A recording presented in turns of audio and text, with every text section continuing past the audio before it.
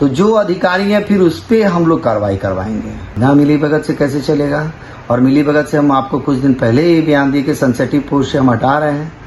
Sensitive post से लोग हटेंगे।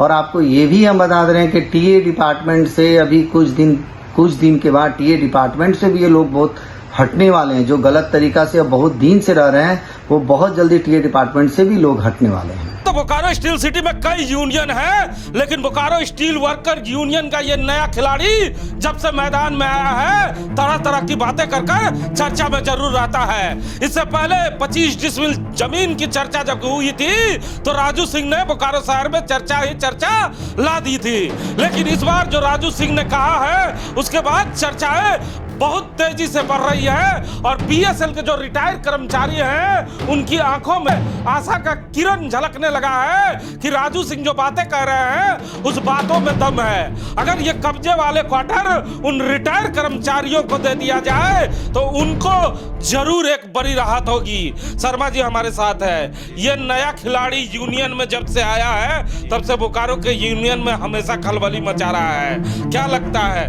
राजू सिंह के इस तरह की हरकतें जो बार बार की जा रही है, ये हरकत पहले होनी चाहिए थी और किसी यूनियन या तमाम यूनियनों के तरफ से?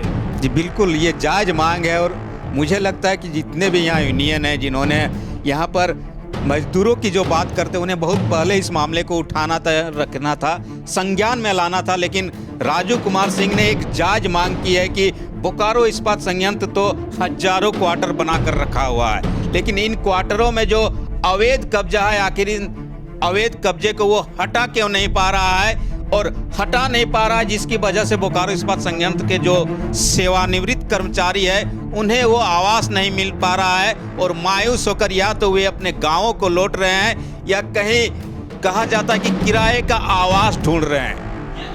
राजू सिंह ने हम लोगों को दिया है प्रेस कॉन्फ्रेंस के माध्यम से। जी। इस लिस्ट को आप देखें, इसमें कई बड़े बड़े नाम भी हैं।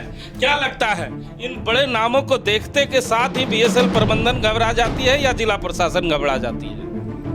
नहीं, बिल्कुल कहा जाता है कि इनमें कई बड़े नाम हैं। बीजेपी कार्यालय से लेकर बड़े दूसरे राजनीतिक दलों के कार्यालय हैं, यूनियन के कार्यालय हैं, पुलिस वालों के क्वार्टर में कब्जे हैं, सीआरपीएफ के हैं या बड़े अधिकारियों के लोगों के भी हैं और दूसरे जो संगठन है कहा जाता है कि असामाजिक लोगों के भी बड़े कब्जे हैं, जिससे देखते हुए कहा जाता है कि बोकारो इस्पात संयंत्र और जो संपदा न्यायालय है बार बार इससे लेकर अवैध कब्जा हटाने का आदेश भी जारी होता है, लेकिन कुछ दिन बाद कुछ 2, 4, 10, 20 क्वार्टर खाली हो जाते हैं और उसके बाद मामला को ठंडे बस्ते में डाल लिया जाता है। राजू सिंह ने आगाह किया है कि इस बार हम बीआईएल भी करेंगे। जी बिल्कुल, इन्होंने साफ शब्दों में कह दिया है कि आप सिर्फ बोकारो इस्पात संयंत्र के सेवानिवृत्त कर्मचारियों को आप कष्ट नहीं दे सकते हैं। आपके पास क्वार्टर है, इन्हें क्वार्टर मुहैया कराइए और जो लोग कब्जा किए हुए हैं उन्हें खाली कीजिए, अन्यथा हम जो इस्पात मंत्रालय है वहां जाएंगे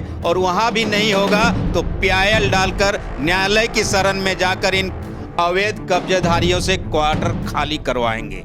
तो सुने ना आपने, बोकारो शहर के एक यूनियन का एक ऐसा पदाधिकारी अब आया है जो सवाल पूछ रहा है कि बोकारो स्टील सिटी के मजदूरों को क्वार्टर मिलना चाहिए था, उन क्वार्टरों का कब्जा कैसे हो गया? आखिर जमीन हमारा, मकान हमारा और कब्जा किसका है अब आपको बताना होगा और इन कब्जेधारियों को घर से बाहर निकालना होगा। कब्जा कब्जा कब्जा कब्जा कब्जा कब्जा कब्जा कब्जा, जी हाँ, कब्जा।